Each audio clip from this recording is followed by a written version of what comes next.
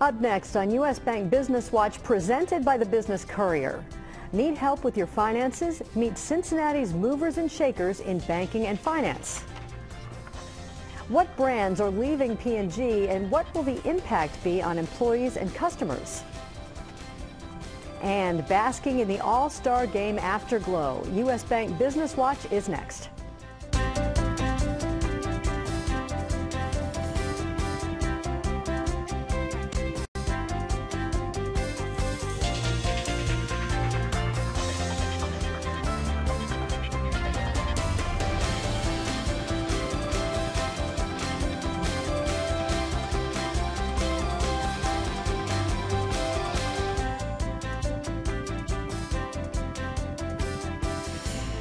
Good morning and welcome to U.S. Bank Business Watch. I'm Peg Rasconi. On the Business Courier front page centerpiece this week, who do you turn to when you want to get the financial pulse of Cincinnati? The Business Courier makes finding the answers easy. On the front page this week, people to know in banking and finance. Once a month, the Business Courier puts the spotlight on 20 individuals from the region who are front and center in their industries. And this month, the industry is certainly one that affects all of us. The print edition profiles 20 leaders in the area of banking and finance. They talk about everything from the current economic climate to how to attract investors to the need for more diversity in the industry. One of those 20 movers and shakers is Mike Prescott, president of Cincinnati Market U.S. Bank. Trained in accounting and finance, Prescott was intrigued by the sales and marketing aspect of the business. He joins Business Courier publisher Jamie Smith in the studio to talk about his chosen profession and its current state. Mike and Jamie. Mike, thanks for coming in today. Great seeing you, buddy. Let's start off by talking about the current economic climate. How do you feel about it? What do you think is going to happen here? Well, you know, we've been in a period of years of tepid growth. I tend to be a very optimistic guy. So I think we might start moving more toward, 3% GDP growth. We've kind of been in that high ones, low twos. That being said, we live in interesting times. One geopolitical event, all bets are off, et cetera. Exactly. But, I feel pretty good. And I would say this, too. Cincinnati is a very diverse economy. We're not relying on any one thing too much. So Cincinnati tends to weather everything quite well. And the growth here, though, is solid. Yeah. Well, I think you said in your article one of the things about your industry is the constant change. Yeah. Constantly something new happening. Yeah. Anything you think that's going to be coming up that's going to be in that change? Oh, well, I think interest rates. Okay, so I'm going to be fabulously wrong right now. I'm telling you right now, I'm convinced there will be an interest rate increase in September. Absolutely convinced. We have a belief it's going to get people off the sidelines, whether it be that first-time home buyer or that company owner that's going to do a large plant expansion, because they're going to realize once it starts, it starts. Although Yellen has said she wants to get it started. The trajectory is what she really cares about. But I will say that's coming. I really feel confidence this year, and I feel confident in September. Yeah. Along with change, your industry is constantly surrounded by reform. Any recent reform that's caused any big changes? Daily. Literally daily. I'll just make a macro comment about all the regulatory changes in banking. In life in general, you can choose to be a victim or you can choose to be proactive and be a leader in the things you do. U.S. Bank, we choose to be a leader. We realize a lot of the reform's good. We're going to operate within the confines of what the regulatory environment is. We are very good at giving feedback if we don't exactly agree with something, but you just have to be malleable. You just have to go with it, and a lot of the reform, I would argue, has been very good. Some of it's been over the top. Ask somebody that's applied for a mortgage recently. That's not the banks. That's the regulatory environment that we have to operate under. I think oftentimes people forget about that. It's like oil prices. They want to blame the gas stations. Yeah. There's so much regulation involved in life, yeah, and probably no more than in your industry. That is so well said. It is one of my missions in life to say, absolutely. I've been at it 28 years. Banking has changed a lot, but the rules with which we operate have made us change. Well, talking about the economy, sure, looking this past week with the All-Star Game being in town, it looked like people weren't having any trouble spending money. Oh, my goodness. A lot of flow out there. That would include my wife, daughter, and son, too, so I was very helpful. We were at all 4 events. It was just great. I will tell you, just a shout-out to Bob and Phil Castellini and the whole Reds, and really the whole city. I had a lot of tickets to the game. We entertained a lot of clients, many from out of town, et cetera. Cincinnati shined this week, and I was so proud. Absolutely. Yeah. Well, U.S. Bank is a big part of the city. We appreciate everything you guys do, and thanks for being in today. Thank you, buddy. Great to see you again. Peg, back to you. All right, thanks, Jamie and Mike, and be sure to pick up the print edition to see the interviews with all the local banking and financing leaders. Well, the managing partner and chief investment officer of Renaissance Investment Management has been helping investors narrow the universe of stocks. Mike Schroer has been with Renaissance for 31 years. He says there is still a lot of concern about the economy and the market. The past 5+ years have been one of the biggest bull markets ever. However, despite the rising market, investor pessimism persists. I think an issue for all investors is trying to find reasonably priced assets right now to invest in. And on the fixed income side, that's very, very difficult with interest rates being as low as they are right now. It's virtually impossible to make a lot of money in the fixed income markets going forward from here. So it's a somewhat difficult environment. Renaissance manages $4.3 billion in local assets, ranking at number 11 on the Courier's top 25 list. P&G's $15 billion deal with Coty Inc. will essentially complete the streamlining that Procter & Gamble CEO A.G. Lafley announced nearly a year ago. Lafley said P&G planned to sell, consolidate, or discontinue about 100 brands. We know now that 43 brands will be transferred to New York-based Coty. They include CoverGirl, Max Factor, and Clairol. In this week's print edition, the Courier looks at what to expect next with regard to some key questions, including the impact on P&G's workforce, the company's standing in the beauty business, and whether or not shareholders will benefit. You can pick up the print edition for those insights. A developer has walked away from a project to convert a former Procter & Gamble office building into a boutique luxury hotel in the heart of downtown Cincinnati. As we've reported, Kessler Enterprise, known for its boutique and luxury hotels, no longer has a contract to buy the building on East 6th Street. No word on what happened. The listing agent just says it's back on the market at an asking price of nearly $10 million.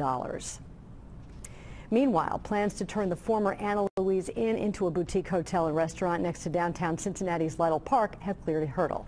The renovation plans were approved by the Historic Conservation Board for the Inn on Lytle Street and the Earl Building on Pike Street. Eagle Realty Group, the real estate arm of Western and Southern Financial Group, owns the buildings. Eagle made a number of changes, including making the atrium between the two buildings more open. Northern Kentucky University plans to begin construction late this year on a $97 million health innovation center. Now, we have a rendering of that center. On the Tuesday, the NKU Board of Regents will discuss details of the groundbreaking and what should be the exterior color of the building. When construction is done in mid-2017, the building will accommodate NKU's College of Health Professions, which includes 1,500 students. The Cincinnati Children's Hospital Medical Center received a very direct benefit from last week's Major League All-Star game. MLB and the Cincinnati Reds unveiled the renovated All-Star Pediatric Primary Care Center waiting room here at the hospital. The center offers care every year to thousands of children from low-income families. Sharon Robinson, MLB educational programming consultant and daughter of Jackie Robinson, was here for the unveiling along with Vera Clemente, wife of Hall of Famer Roberto Clemente. Reds CEO Bob Castellini and COO Phil Castellini were also there. The city is still buzzing from the positive energy left behind from the All-Star Week events, not to mention the game itself. Reds owner Bob Castellini said he'd made it his mission to get the All-Star game to Cincinnati and Great American Ballpark from the day he bought the team in 2006. There are a lot of feelings that go into it. We're the oldest franchise in baseball. Baseball to Cincinnati is like motherhood and apple pie. The 2015 All-Star Game is one of the biggest events in the city's history. It reportedly generated $70 million in economic impact. So what's next for the city? Leaders involved with promoting Cincinnati to the world say they expect more major event planners to consider the Queen City in the future. There are bigger events that are looking at Cincinnati, and saying, hey, you're doing a great job. We think we can be successful there. So it's just making sure, you have the right collaboration, the right venues to hold those types of things. And as the banners around the ballpark come down, Reds COO Phil Castellini says the 150th anniversary of the Cincinnati Red Stockings, the first professional baseball team, is coming up in 2019. He says the Reds are going to throw a 150th birthday party like you've never seen. And based on what we saw last week, I'm guessing he's right. And finally, as you know, Reds third baseman Todd Frazier wowed the hometown crowd with his performance in the Gillette Home Run Derby presented by Head & Shoulders. Fans will be able to relive the excitement through an MLB National Campaign ad. Take a look. Clock 15 to go. He needs 5. Now he needs 4. We got drama. Back. Goal! They're going to need the bonus round. 30 seconds to hit 1 to win. Bye-bye. There it is!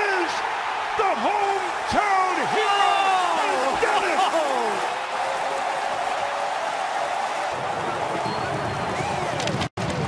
Todd Frazier, the hometown hero, pulling it off. Clock 15 to go. A great moment and a great week. Well, up next on U.S. Bank Business Watch, the Cintas Corporation is selling an asset. And what's new at the popular downtown restaurant, Nada.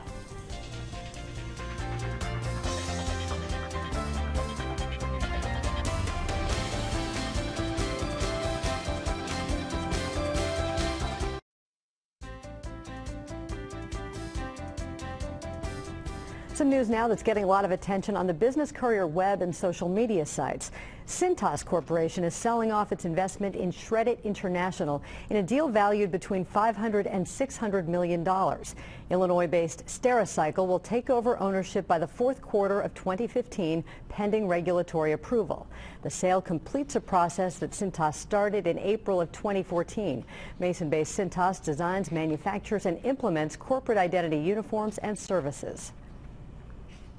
After abruptly announcing his resignation as CEO of the Cincinnati USA Regional Chamber, Brian Carley has a new gig. Carley was named to the board of Assurex Health, the fast-growing Mason firm that sells genetic tests which help doctors determine the best medications to treat patients with mental disorders or chronic pain. Carley declined comment on his resignation from the chamber. A story about HGC Construction and its partnership with the Cincinnati Zoo was of interest to the Courier's online readers. The Walnut Hills-based firm has been the construction manager for the Cincinnati Zoo since 2008. From huge projects such as the Hippo exhibit now under construction to replacing a few wooden planks along a walkway, HGC handles it all. And popular downtown restaurant Nada has a new look at its flagship spot at 6th and Walnut. The Mexican restaurant opened in 2007 and needed some updated interior design, according to chef and owner David Falk. Falk also has a Nada in Columbus and is planning another for Indianapolis in 2016. Well, in this morning's U.S. Bank Economic 360 Customer Spotlight, we take a look at People's Liberty, which is powered by the Carol Ann and Ralph Hale U.S. Bank Foundation. People's Liberty is a philanthropic lab. It brings together civic-minded people to address challenges and uncover opportunities that positively transform Greater Cincinnati. Joining us this morning is one of the people who is driving People's Liberty, Eric Avner, Vice President and Senior Program Manager for Community Development for the Hale U.S. Bank Foundation. He's with Business Courier editor Rob Dahlmeyer in the studio. Gentlemen. Thank you very much, Eric. Thanks for being here. For Courier readers, Eric's a familiar face because we write about him all the time. Although we don't like your title, it's too long, and also your foundation, but it's the best we got, and we love it. Thanks for being here. Really, the first question I have is, how are the current grantees doing? Right. And when are you taking applications for the next group? We're having a great amount of time, great fun. I think what we're trying to do with People's Liberty is give people this opportunity to invest in their community and to try projects in the community. So our first round of grantees have been fantastic. We're launching our grantees are launching a festival about black dance. There's a group that's bringing real-time bus data to storefronts along bus routes. There's one who's going to be launching a magazine about the art of rebuilding historic buildings. I mean, they're all over the place, and they're doing great work. We're working with them day by day to make sure they're successful. But it's just fascinating to see what people will do when you give them some opportunity. So we're gearing up for the next launch of those project grants. So we're going to be having 8 more grants given away starting. The application opens in August, early August the 3rd. Let's talk specifically about the Globe Gallery. What's in there? So the Globe Gallery is one of our programs too, where it gives people an opportunity to own our storefront, our 800 square foot storefront across from Finley Market. And right now, we launched it first with this thing called Good Eggs. I don't know if you came and saw that. Yes, I did. There was a bunch of machines filled with plastic eggs, and they were all filled with good deeds to go do in the community. And those machines now all over the place. Right now, we have this thing called the mini micro cinema. So a woman, Jacqueline Wood, is creating 10 weeks of experimental film that you can come in on Tuesday, Thursdays, and Saturdays and be part of a 2-hour program, curated program about experimental film. So we're just closing our applications for the next round of installations there. So the rest of 15 and all of 2016, we'll have 4 more new installations, and they're about every 3 months. There'll be a new one. So again, more about next year, the applicants for 2016. Where exactly are you in that process? Well, we're always open. There's always a grant application open right now. So that we're on Sunday, or on Monday rather, this coming Monday, we're closing our applications for Globe grants. But then 2 weeks later, we're going to open them up for project grants. And then right after that closes, we're going to open them up for fellowships. So always on peoplesliberty.org is our website. All the information about all different programs. They're constantly cycling through. So if anybody has an idea, get it on paper, think about it, and then look at that website, and they'll tell you when to apply for those grants. And last question for you. You know, your foundation does such a great job at really having a sense of place for a lot of what you do. And really trying to see a transformation in some ways. But how has this impacted the actual locations of the places that you've had the grantees? Well, it's fun. The foundation's been great because whether it's working on a carousel or getting involved in streetcars, we're trying to impact the neighborhoods that we're in. So I think with People's Liberty being right in Findlay Market, we're trying to see how our investment in the community is going to help that neighborhood, but then our grantees, some of them may be in that neighborhood, some of them may be all over the region. They just have to be within the 275 Beltway. So we're seeing that the neighborhood change, like it seems every day there's something new happening around Findlay Market and the Brewery District. So we're happy to be there and happy to be a pretty big role, or play our role in transforming that neighborhood. Well, Cincinnati is super lucky to have you. I can speak for many, many people in saying that. Thanks for all the hard work you do. Oh, it's been great. Thanks for having me. Great. Back to you. All right, such a unique organization. Thanks, gentlemen. And still to come on U.S. Bank Business Watch, meet a woman whose cancer diagnosis inspired her to create a workout line for other women dealing with the impact of cancer surgery and treatment.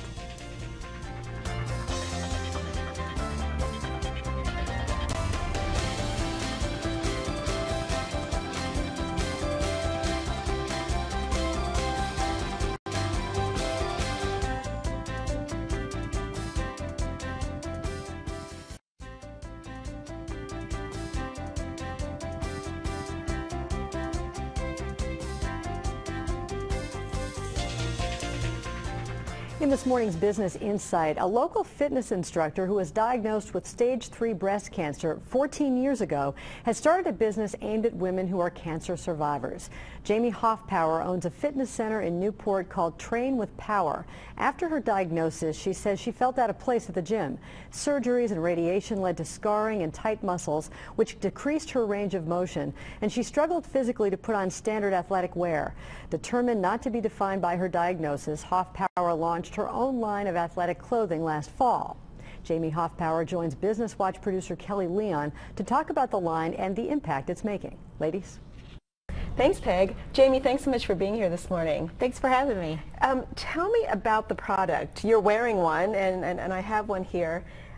Why is this different? Why do women who've been through this need something different? The Power workout top is different because it has a front zipper that goes from the bottom to the top. So no pulling over your head, No. which could be painful, I'm guessing. When you have surgeries and radiation, it's very hard to lift your arms. Mm-hmm. So putting on a shirt like this is near impossible, so Yeah. you just put it on and zip it up. Nice. What are the other special needs that women who have gone through this might need? Sometimes women have prosthetics that they need to put in. Yeah, yeah. Put in. Yeah. So there is a built-in pocket on both sides, and it's right here. And if anyone needs to slip that in there, it goes in right Oh, there. nice. Yeah. And they're really cute. Thank you.